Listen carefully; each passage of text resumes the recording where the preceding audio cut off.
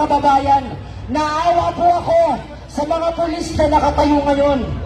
Dahil alam ko na kung hindi sila pulis, kasama natin sila nakikipagbaka ngayon.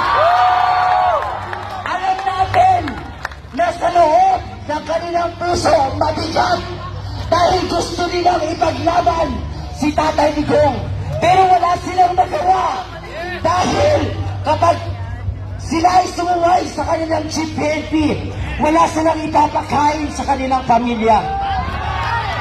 Gusto ko lang i-remind lahat po ng mga Pilipino sa buong mundo, wala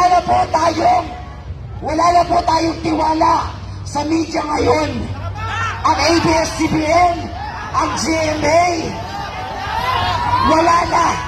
Hindi na nila binabalita ang nangyayari ngayon. Kayong mga vlogger, kayong mga ordinaryong mamamayan, kayo na nagla-live ngayon, kayo na nakikita sa buong mundo, iparating natin sa buong mundo na kaya natin pabagsakin ang another Marcos.